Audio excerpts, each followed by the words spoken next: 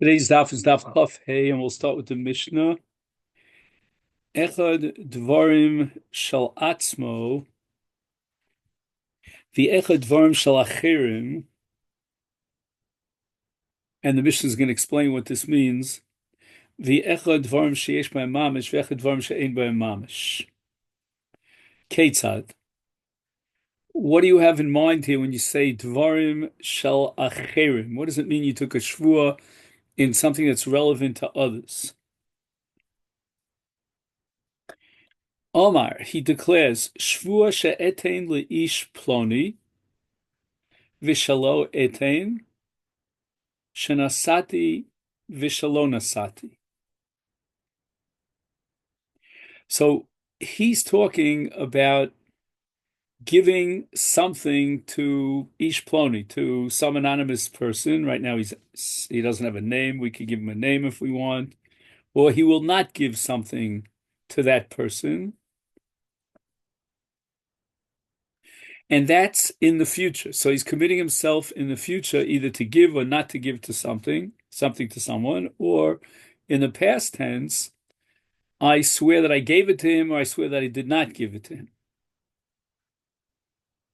Now, what does it mean when the Mishnah says Dvarim she'ein b'hem mamish?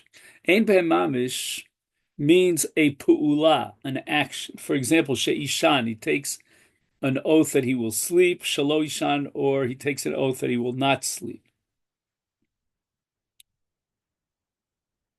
Now, the Mishnah also mentions that ein b'hem mamish, meaning not only, as we said before, an action, but even an action that really doesn't have any substance to it. It doesn't have any benefit for anyone. For example, the Mishnah gives she'ezro tzror liyam. I swear that I will throw a pebble into the Dead Sea. It doesn't have any significance, any benefit to anyone. Or shalo ezrok, or I won't send it in. Shezarakti, in the past tense, I threw something into the Yam, or shalo zarakti. And now the Mishnah records a machlokes between Rabbi Shmuel and Rabbi Akiva. Now, what I'm going to do now is I'm going to take out a piece of paper here. So we don't have a blackboard or a whiteboard, but it's going to be important to, there are going to be two different distinctions. One is going to be lahara lahativ, one is going to be la vehain, one is going to be the future and the past. So we have to get this shitas down. So Rabbi Shmuel Omer, Eino chayev ela al ha'asid lavo. According to Rabbi Shmuel, you can only be chayev, and we're talking about a korban, if you violated a shvua sheker b'shogeg, if it was something pertaining to the future. And then, if you violated that which you took upon yourself to do in the future with an oath, and you did so b'shogeg, inadvertently, then you bring a korban chatos. Shenemar, lahara o lehetiv.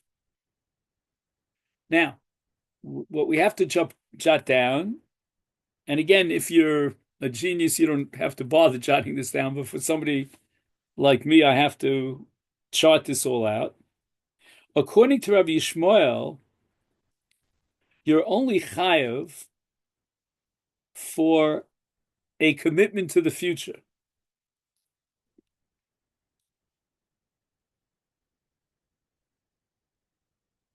Now, when we say you're only chayav, as I said before, I'll re-emphasize this, you're only chayav a korban chatos, and that's called al ha'asid lavo. Amalo Rabbi Akiva. Rabbi Akiva asks him the following question.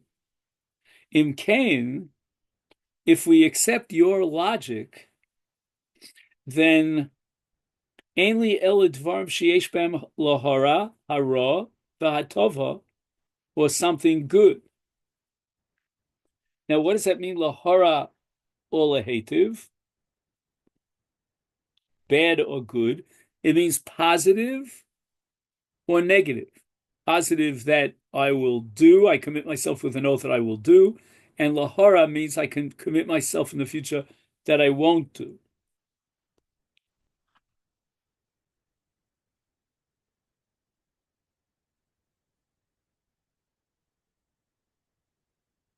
And there has to be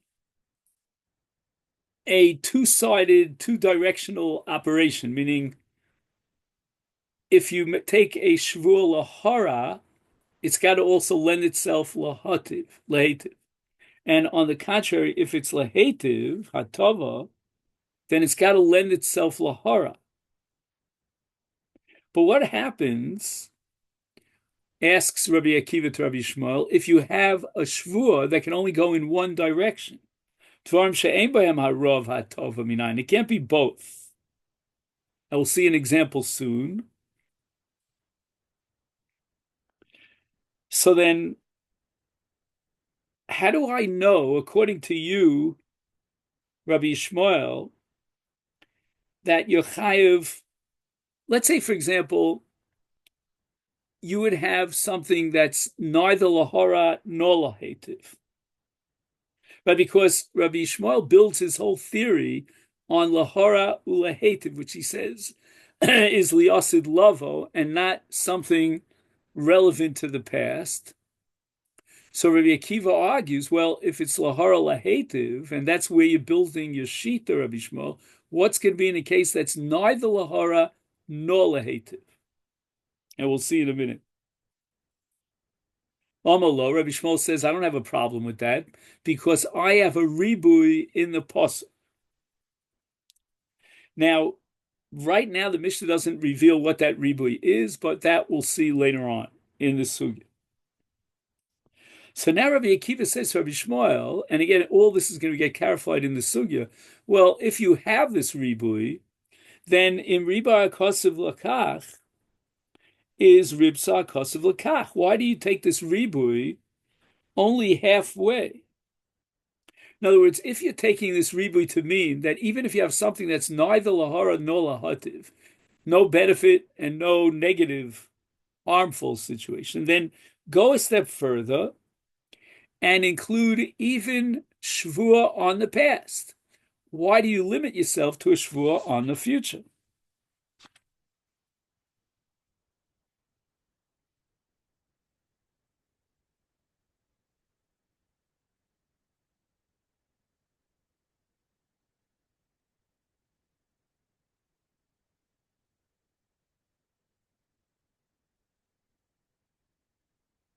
And that's the end of the mission.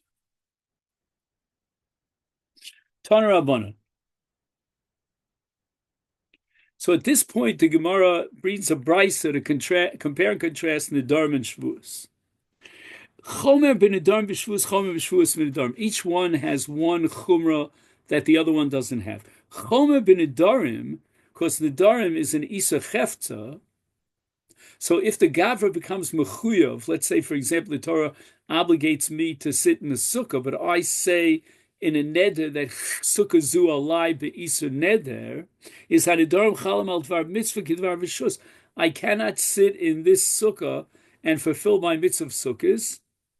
Mashen came b'shvuos. If I took a shvuah that I won't sit in the sukkah, well, guess what? That shvuah is not valid because I already have a shvuah from Har Sinai to sit in the sukkah. So in the case of a neder where the target of the Isur Neder is the Chefza, it's the object, then when I become a Chuyev as a Gavra, as a person, to fulfill a mitzvah with this object, I can't use that object because the Neder was already Chal and the Isur penetrated into the Chefza.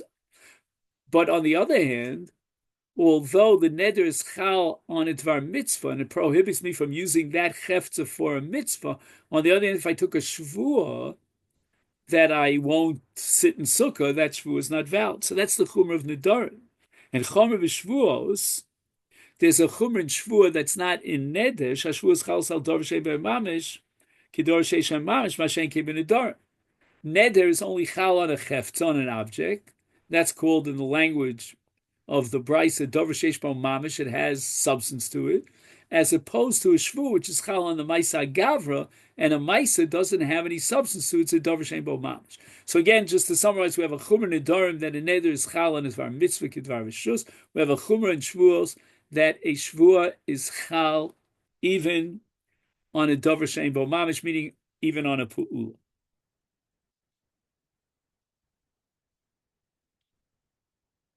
Ketzad.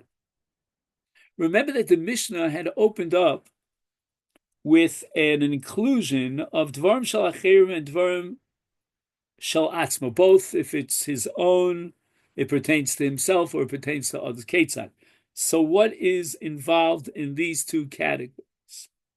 Omar, he declares, Shvua she'etein leploni, so that pertains to someone else. Or, in the flip side, Shvua shelo etein.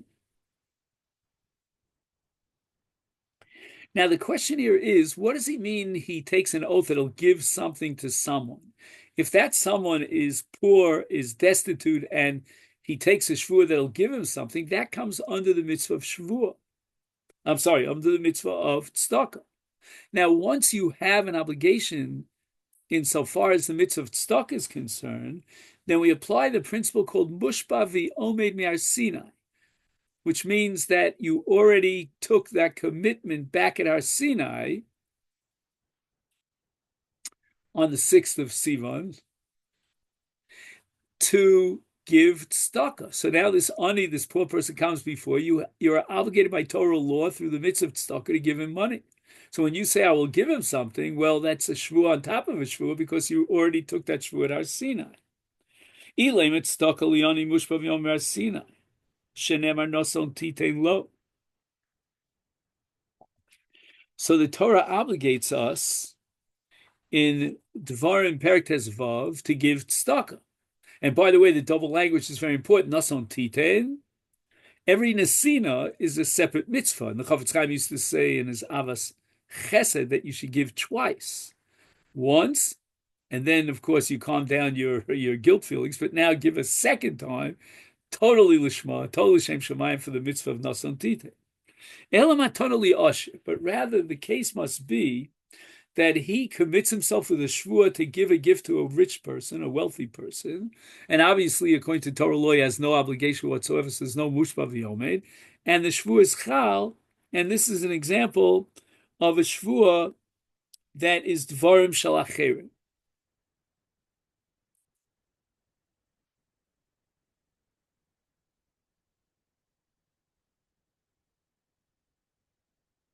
Now, we move on to the case of a shvua b'davar she'ein bo mamish, like we said, a pu'ula, and that's called she'ishan for shelo ishan. He takes a shvua that he'll sleep or that he won't sleep.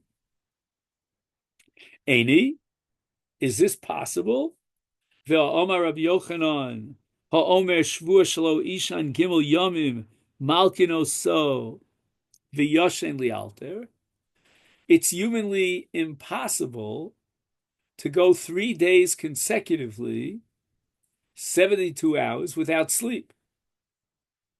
I have a kasha from Yaakov Avinu. It says he didn't sleep for 14 years, but okay, you can't take that literally.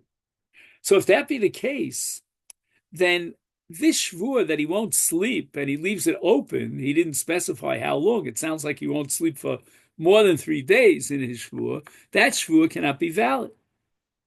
Because every shvua to be valid, right, has to be possible. There has to be some possibility. If a man says, I take a shvua, I'll climb up to the moon, then that's not a shvua. So the Gemara answers, Hasam di Omer Gimel. In Rabbi Yochanan's case, he took a shvua that he won't sleep for the next 3 days. And that's impossible. So that's not called a shvua sheker, a bituis v'sayim. That might be a shvua shav. It's a shvua in vain. But Hacha in our Mishnah, Delo Amar Gimel, he didn't specify that he won't sleep for 3 days. And therefore, even if he doesn't sleep for a period of time, let's say for 2 days he won't sleep, then the shvua is valid. It's binding. Okay, now what is the case of a shvua where there's no relevance, there's no benefit or no loss, no harm. She'ezrok zrok tzror layam v'shelo ezrok. He takes a shvua, as we said before, that'll throw a pebble into the sea, or he won't. Itmar, shvua shezorak ploni tzror layam v'shelo zorak. Rav Omar Chayev and Shmuel Omar Pot. Okay, so once again, we got to take out our whiteboard, so to speak, because this is going to be the subject of the entire daf, the Machlokes Rav and Shmuel. And the case is Shezorak Ploni.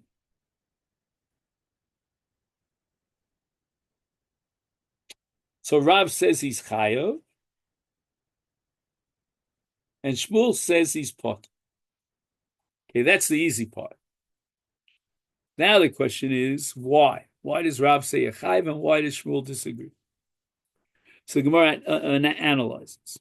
Rav Omar Chayev, because Isay Bilav Vehen.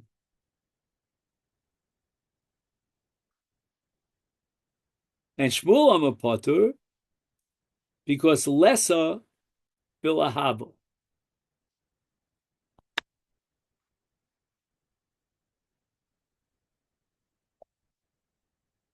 So we have here two categories, two criterion for Shvuah. One of them is accepted by Shmuel. That means if you don't live up to that category, then it's not a valid Shvuah. And Rav has a different category, a different criterion.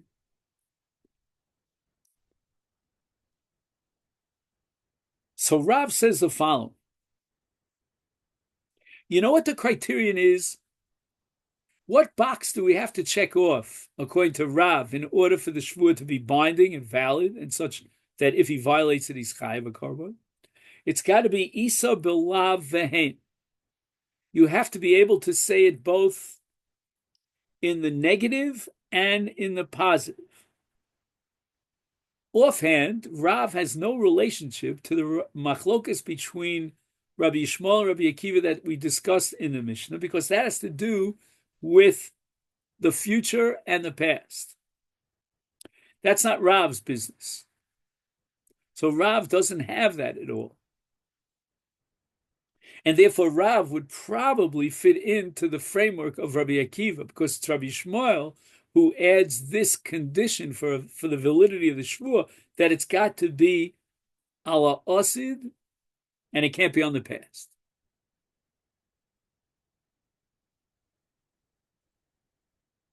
Rav, on the other hand, seems to be saying that it doesn't matter whether it's on the future or the past.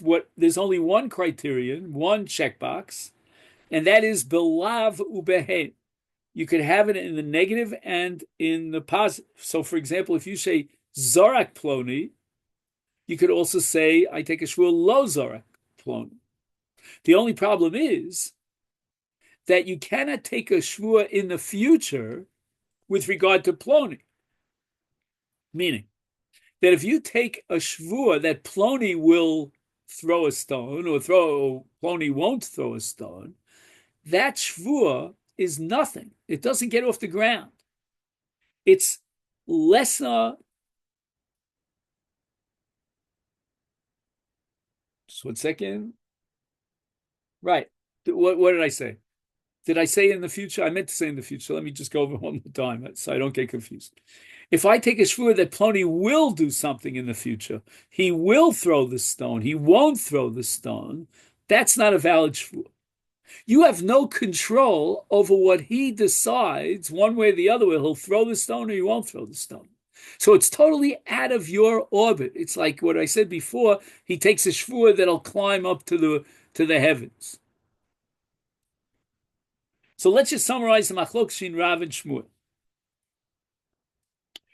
In the case of Zorak Ploni, he takes a shvuah on the past. Then both Rav and Shmuel agree that that shvuah is valid. But if he takes a shvuah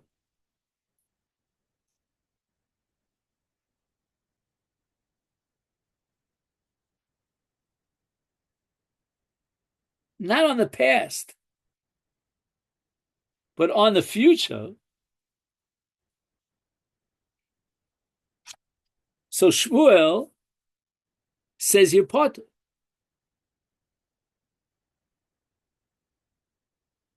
And not only that, since, again, you have to bear with me today. It's a very complicated sugya.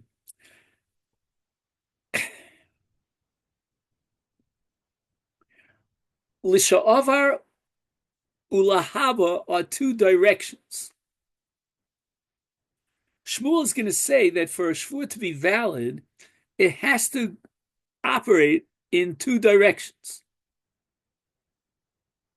Now, theoretically, when you take a shvua, shezarak ploni, in the past tense, that should be valid because you're just making a statement about the past. But if you take a shvua that ploni will be zorek in the future, that's out of your control. And comes along Shmuel and he says, if you're familiar with the phrase haba hatalia, it's a two-directional thing. And therefore Shmuel says that if you say zorak ploni or lo zorak ploni, it's not valid because you couldn't say in the future tense. And Shmuel says every shvua has to lend itself to both the past and the future. Rav, on the other hand, says no. It doesn't have to lend itself to both the past and the future. It just has to lend itself to lav v'hen. He did throw the stone, he didn't throw the stone. And since he could take the shvua shezarak ploni, he could take the shvua shelo zarak ploni, therefore it's valid. Lema, says the Gemara, beplukta de Rabbi Shmuel of Rabbi Akiva kamifli. Shall we identify the machlokas in Rav and Shmuel with the machlokas between Rabbi Akiva and Rabbi Shmuel? Snan, we learned in our Mishnah, Rabbi Shmuel Omer, Eino chayev ela al ha'asid lava. That sounds exactly like Shmuel. Why? Because Shmuel said that if it can't go in both directions, the past and the future, then it's not a valid nether. So you can't take a shvua that Ploni will throw the stone. And therefore, he's potter. Shenema lahara o laheitiv.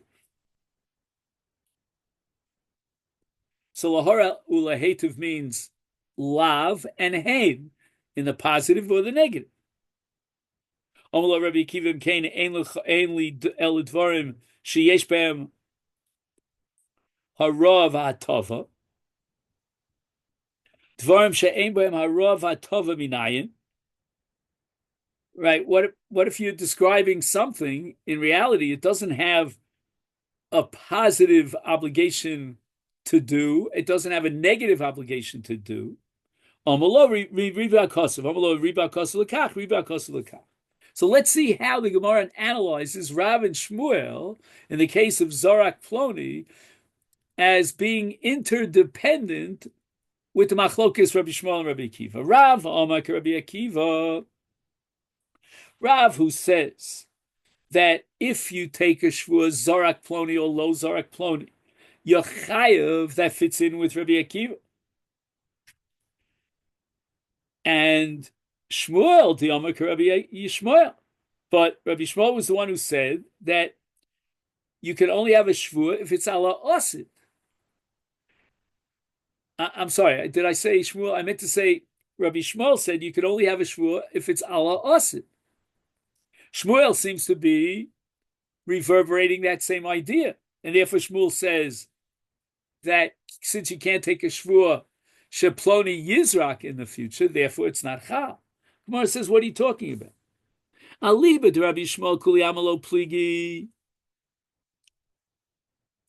If you take Rabbi Shmuel's opinion, then Rav can't argue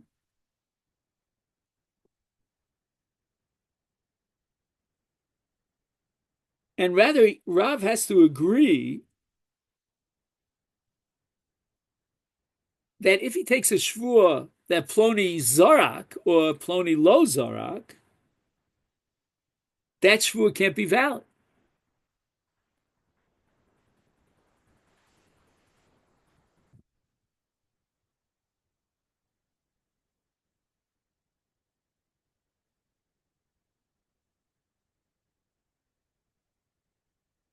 Because again, Ploni Yizrok in the future is out of your control. So therefore it can't be valid.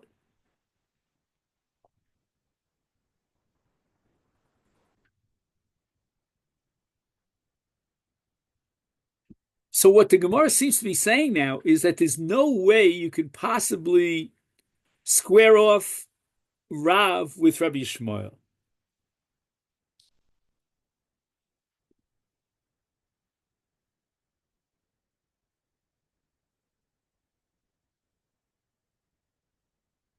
Hashta Milsa. Oh, now we have the Kal V'chomer.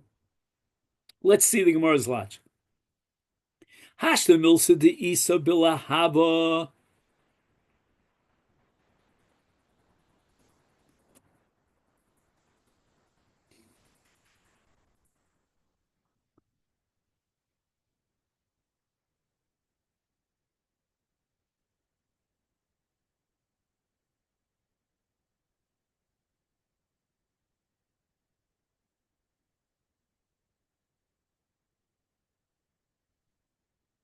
So again, Rabbi Shmuel says that if you take a shvua on the past and you say,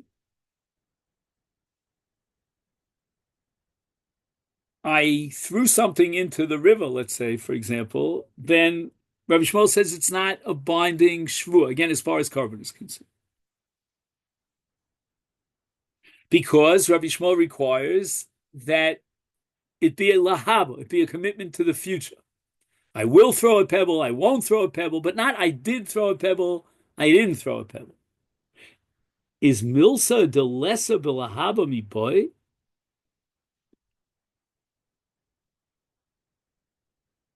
Something that cannot possibly be in the future. Like I can't take a shvur that he will throw a pebble in the future. So how then could Rav say that Zorak Ploni is a valid shvur? Because it's lesa bilahaba. You can't say that Ploni will throw it. And if it's lesa bilahaba, then it's not a shvur in l'sha'avar. So when you take a shvur that Ploni Zorak layam, that's not a valid shvur because you couldn't have taken a shvur that Ploni Yizrok layam in the future. And since Rabbi Shmuel says that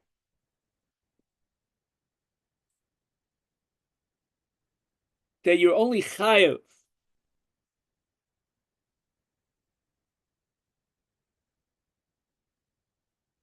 on liyasid lavo and not on l'sha'avar,